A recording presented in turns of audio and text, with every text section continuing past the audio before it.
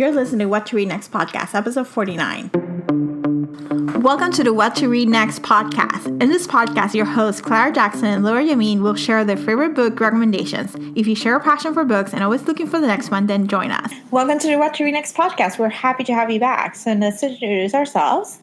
Hi, I'm Clara, and I'm a book lover and excited to share the book I've been reading this month. I love it. And I'm Laura, and I've been reading less books, but more quality books this month. So I'm actually kind of excited to share some of those books here.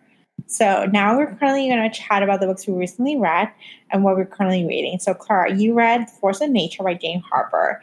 This book is on my to-be-read list, so tell me all about it. Sure, yeah. So this book had attracted my attention a while back. I think it was released in the U.S., I don't know, in winter maybe, like January. I'm not sure. But I had been meaning to read it for a while. So I was excited. And I'm glad I read it in the summer because it was a nice summer thriller to read. As you said, it's written by Jane Harper. She also, her first book was a book called Dry, which apparently is being optioned to be a film and is actually book one of this series. I didn't realize Force of Nature was a series. I guess the detective in the story was in the book Dry beforehand. So anyway, little backstory. I didn't know about that. And I don't think it really matters that much. You don't have to have read Dry to read Force of Nature. Okay. But yeah, so it's basically a story about and this is another reason it attracted my interest. It's because of my background and yours too, working in higher education and doing retreats and all that kind of stuff. So it's a group of people from a corporation that go into a forest on this corporate retreat. And one of the employees does not make it back out of the forest. Oh my God. And yeah, so and by the way, I should say this takes place in Australia, although the forest that they are on the retreat in is made up. Okay. It's not a real forest. But at any rate, so these two detectives come in and it turns out that they've actually been investigating the corporation that is on the retreat for their leaders for money laundering and a series of financial crimes. And so the person who doesn't come back out of the woods is actually their informant who has been whistleblowing on this misdeed. Yeah.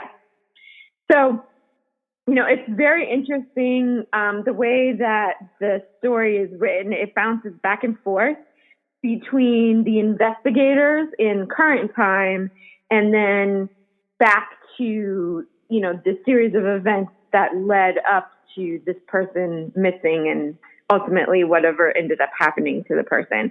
So that was kind of cool to go back and forth. In terms of being a good thriller, the way each chapter is written, it's almost a little bit like what I mentioned when I was talking about Dan Brown's book.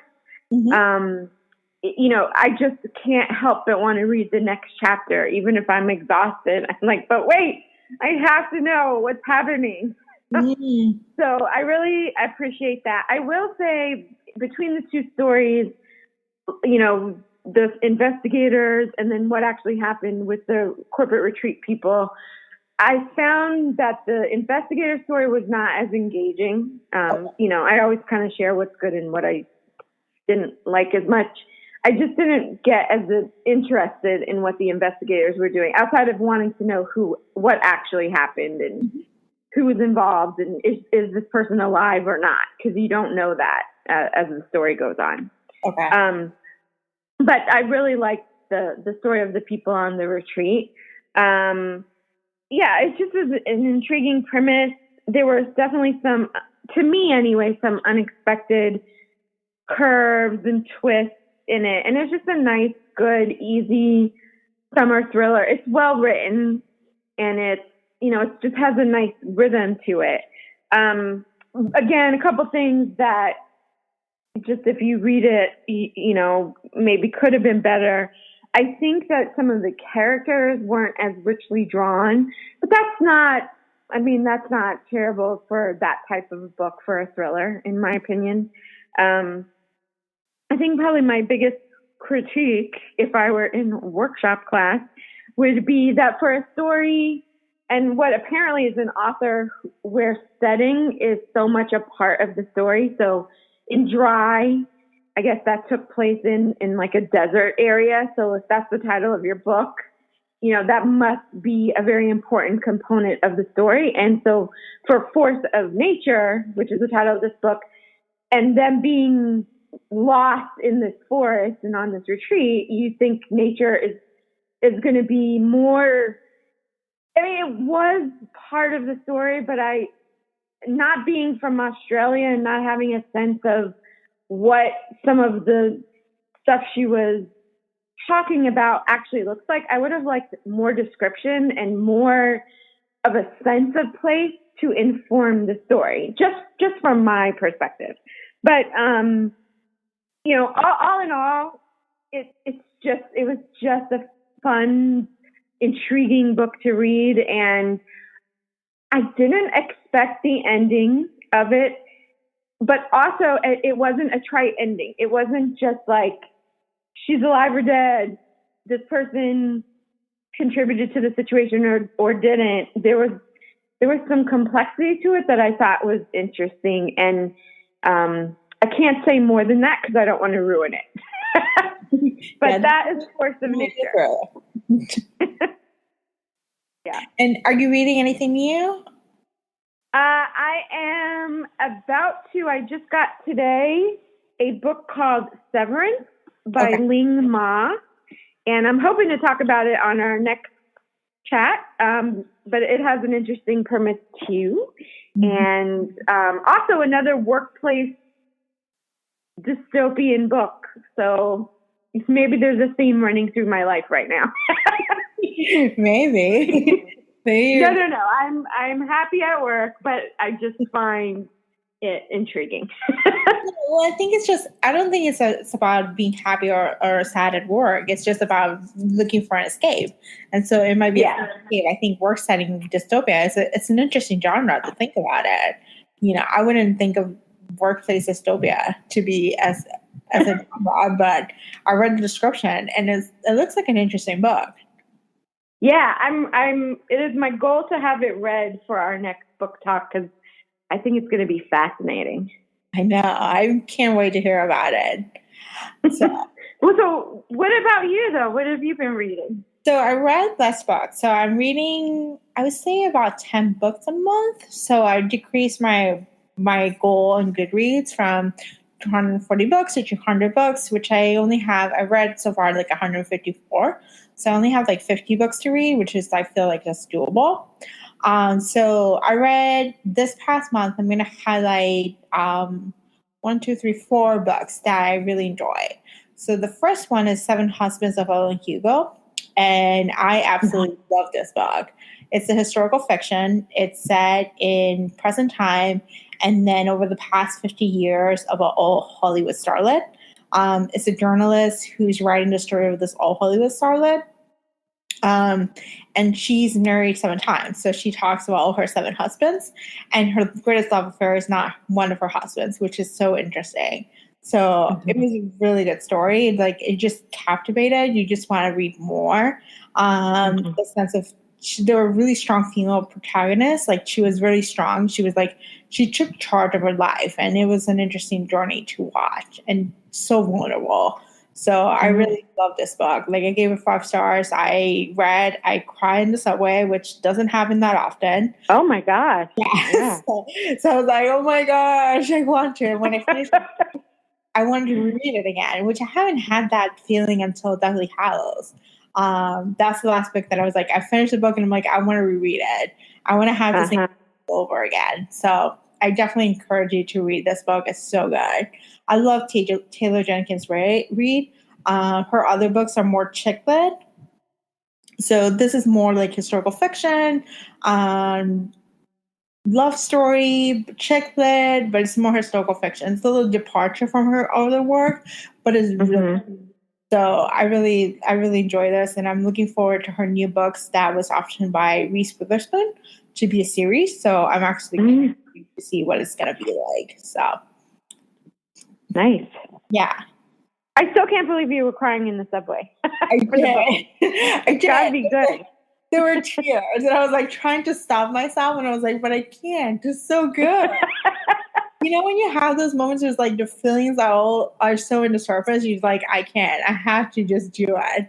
So I was like wiping out my tears. I was like, you know what? I've cried in the subway before. Like it's not something that I do often, but I've done it before. So it's a rite of passage. I feel like in New York, where you just have to. At one point in your life, you're probably gonna cry in the subway. It's just New York. So I have myself, not over a book, but yeah. I guess it's part of it. So it is what it is. But yeah, I cried. I feel like it's the last book that I cried. I don't remember the last book I cried. So I think it's a good feeling. You know, it brought all the feels. Yeah. So the next couple of books are political books, and they came out of nowhere. So Jo Piazza Likes to Win by Jo Piazza. Oh no, Charlotte Walsh Likes to Win by Jo Piazza came in my library hold a few weeks ago. I kept seeing a bookstagram about it, and the book was really good. So the book is if Sheryl Sandberg runs for Senate, what it would look like, her campaign, what would that happen?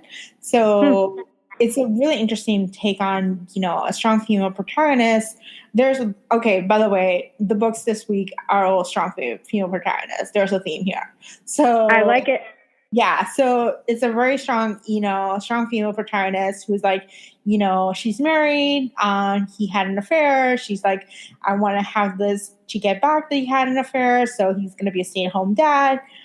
She has 3 small kids, and she's like, I want to win this. Like, she's like, I'm running because I want to win. So it was really good. It was like, it's thinking about running for office and just current climate setting for the Trump era, where Trump is, you know, anti-women. Thus, I'm not going to go into the sandbox, but you know what I mean. So it's a real take on of what it would look like the midterm elections. So it's a very timely book. I absolutely loved it. It inspires me. I don't think I will run for office, but it inspired me to support other women who are running for office, because it's really difficult. It's not an easy, you know, they get judged by everything. They get judged by their appearance. They get judged by what they say. They get judged by being a mother or not being a mother, or being this and not being good at that. So really take on. And it had an agenda, but it didn't feel like the agenda was like shoving down your face. So I really love this book. I gave it 4 out of 5 stars, which is a pretty good rating for me. I've read it in a couple of days, so it was like fairly fast moving book. And there were a few twists and turns that it showed that she was not a perfect candidate. She was not a perfect wife. She's kind of like very imperfect, and it was a well-rounded character. Yeah, well, I think that women who are thinking about running for office should not worry about being perfect given our current leadership. Oh, I know. I know. I think that,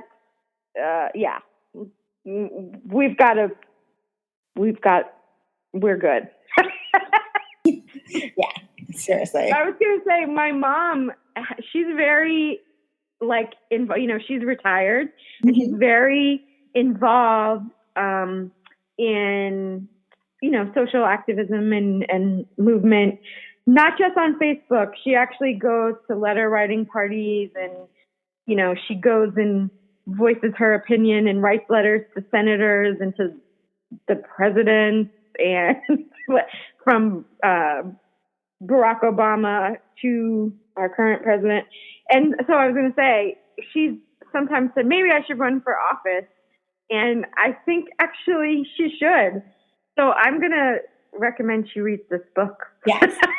Yes. And the ending leaves it ambiguous, But there's an author now that she's like, she left it that way. And I really appreciate that the ending was left that way because I wish there were more books. So I wish it was either she wins or she loses. I wish there was a follow-up book about her life because it seems she's like a great character. So yeah, the ending is ambiguous. So I can't tell you anything because the ending was just like, it was ambiguous, but it was actually a good ending. So I did not hate the book when I hated the ending. I actually enjoyed the ending for this book. So, speaking of politics, so the next book is The Hopefuls by Jennifer Close. And this came as a book recommendation because I like Charlotte Walsh Likes to Win. So they were like, if you like this book, then you should try this book. So this is kind of like one of those recommendations. So this book is the complete opposite. This is about the Obama administration, and it made me long for those days. I have to admit, I was like, why? So... it was like we had it so good. So it's about a married couple. Her husband moves to DC to work with Obama. He started running the campaign. He was in the campaign for 2009, 2008, and then he moves to DC to work in the Obama administration. So she moves for him. And then it's about another couple who they meet, and they have like this whole politics is around politics, running for office, fundraising, life in DC. What is life in DC? And I think that's what I took out the most out of it because I live in DC before I moved to New York. So I remember being like a transit city, like it's so based on the federal government and who's in office. So it just reminded me of that's DC. DC is like, it's a temporary place. It's not a place you stay long term. It's a place that you're just there for 4 years or 8 years, and then you're trying to make an impact. You're trying to change the world. And so it made me long for DC in some ways. It reminded me, gave me nostalgia of like what my DC days were. Although I'm better off, DC is no longer my city, and like I'm better off in New York.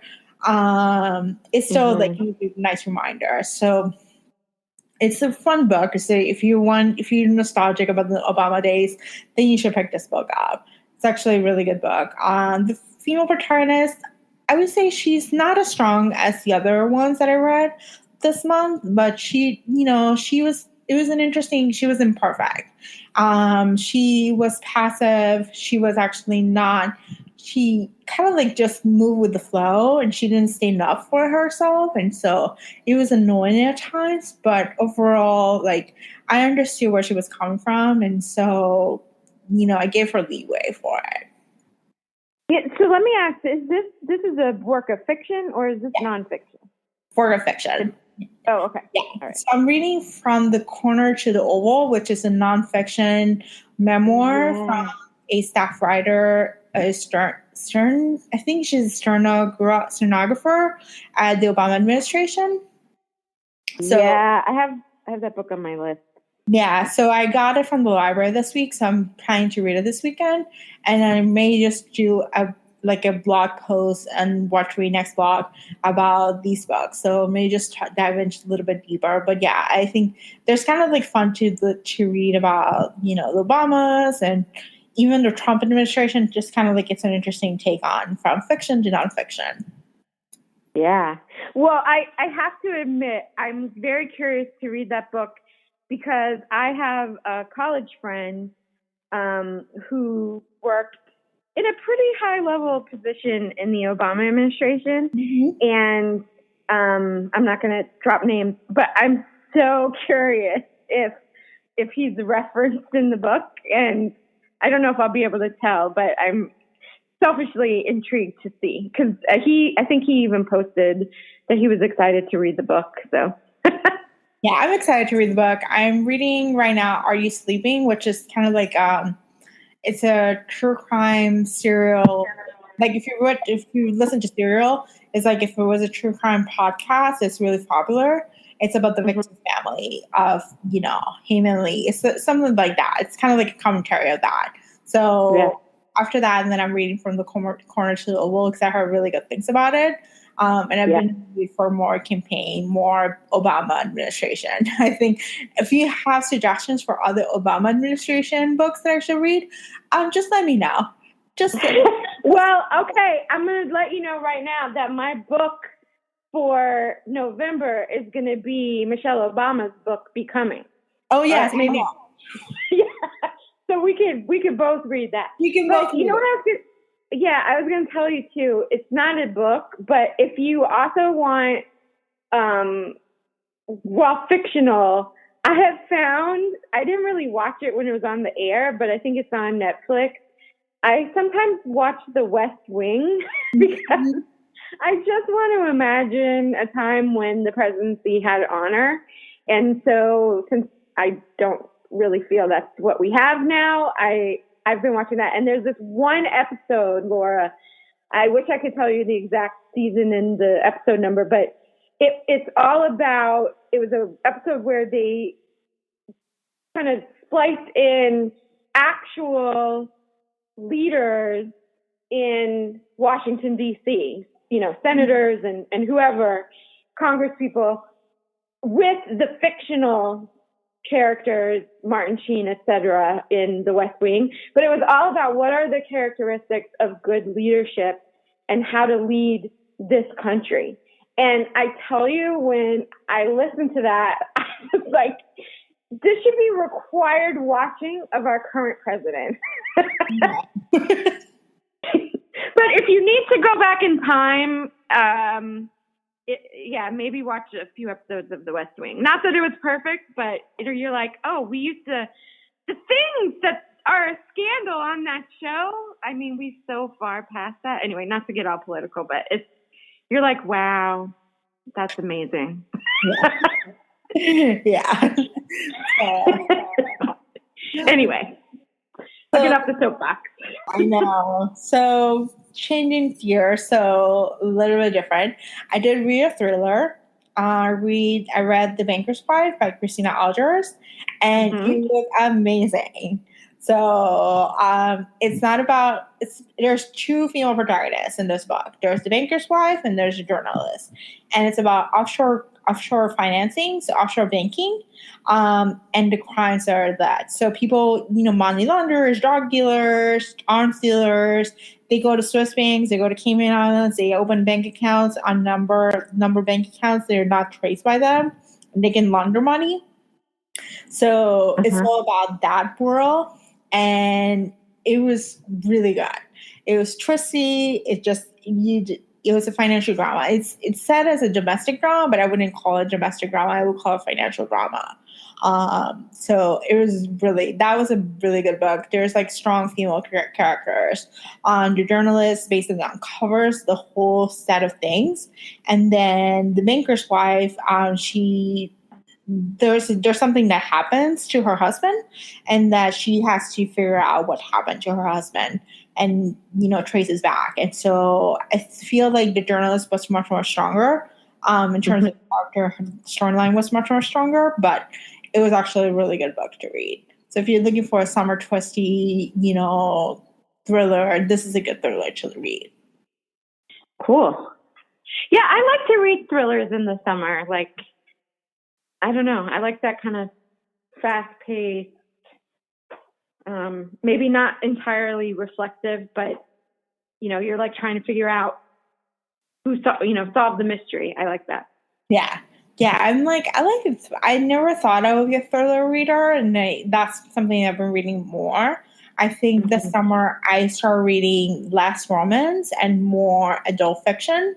And that includes a lot of more thrillers. I think I've read about 5 or 6 thrillers, and they all come with different twists and turns and different plot lines. And so I'm enjoying them a lot. I think for October, I'm planning to read more.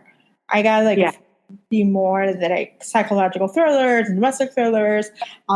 So I may make it October as a theme month to read more thrillers. Yeah. I have a question for you, because you are such a young adult novel aficionado. Yeah. Did you, and forgive me if you had talked about this on the podcast, did you read the book To All the Boys I've Loved Before? Yes. Oh my gosh. Yes. I loved it. It's not my favorite Jenny Han book series, but it's actually really adorable. It's like so sweet. It's very cute. Did you watch the movie? Well, that's what I'm asking. I just started it, but I already really like it. I haven't finished watching it, but yeah, I really like it. So it's a trilogy. So it's 3 books, and I really want them to do the sequel because there's a character that shows up, and I'm like, I want to know more about that character. So it's actually really cute. So for those who are listening who have not read the book or watched the movie, To All the Boys Love Before, it's about Clara Jean. She's a Korean American, half Korean, half white American, 16-year-old student and high school student who happens to write 5 letters to her crushes, or she has 5 crushes. She wrote letters to them, and she did not mail them. And then somehow the letters were mailed to the crushes, and they showed up, and they started popping up, and they're like, "What is all this about?" So that story. So it's completely adorable. It's totally sweet. There's a social commentary about certain things that happen in the movie, but it's really cute. So there are 3 books. They follow one main character couple for the 3 books, but there's obstacles that happen to each one of them. So it's a really good. So it's To All the Boys I Loved Before is the first book, then P.S. I Love You, second book, and then Always and Forever Clara Jean is the third book. And you can read them in a few weeks. Like, they're really easy to read. So, and it's a Netflix movie. So if you haven't watched it, Netflix, that's the place to go. Yeah, well, so I typically like to read a book before I see a movie, but I don't know if it's laziness as I'm getting older. Sometimes I'm like, oh, let me see if the movie is good, then I'll decide to read the book. Yeah. And so I started watching it, and I was like, oh, I am going to read this book. And then, you know what else they released on Netflix? I have seen this book over and over and over and over again. It's called the Guernsey Potato... The literary fiction potato peel. Yeah. We're mangling the title. Yeah, I heard about the book, and the book is all done letters, which is interesting. I've been meaning to pick up, but I watched a movie and I loved it. Yeah, I saw the book a lot, and I thought about reading it, but I'm kind of finicky. Like, I like my novels a little more traditional. Like, I don't always like to read when they're in email format or letter format. And so I always ended up putting that book down. Mm-hmm. But now that I've seen the movie, I'm like, oh my gosh, I bet the book has even more rich descriptions and, more information about the story. So yeah, I mean, I guess what I'm saying is sometimes the movie can make you want to read the book. So. Yeah, I think I want to read the book. I think I may pick it up next month. It seems like a fun book to read. I love the movie. I was surprised. I picked the movie up because it was actually popping on my Bookstagram community. They were like, watch the movie. And I was like, I guess I'm going to watch it. As opposed to set it up for the 4th time. So, I was like, okay. And then the movie was adorable. It was so good. So I'm curious to hear more of the backstory of the different characters and what they come up. And, it's a letter format. So I don't know how the format, how the book is. Yeah. Well, cool. So that's it for our books and Netflix chats, which I love. Now we want to hear what you're currently reading. Come on over to the blog, whattoreadnextblog.com, and share your favorite books that you're currently reading. So, in a special announcement, we have a brand new Facebook group where you can connect with fellow readers and share book recommendations and join us for an upcoming virtual book club next month. I'm not sure what the book's going to be about, but I'll pick it up. But if you want to join to the group, just go to whattoreadnextblog.com/Facebook. Thank you so much for listening to our podcast, and we will be back in a month with a brand new episode. But in the meantime, if you enjoy the podcast, please consider leaving a review on iTunes. This will help us get the podcast discovered by a new audience. And as a thank you for leaving the review, we are giving away a $20 Amazon gift card to a random reviewer. So please make sure to leave your Twitter or Instagram handle in the review so we can contact you if you win. Thanks so much. Thank you.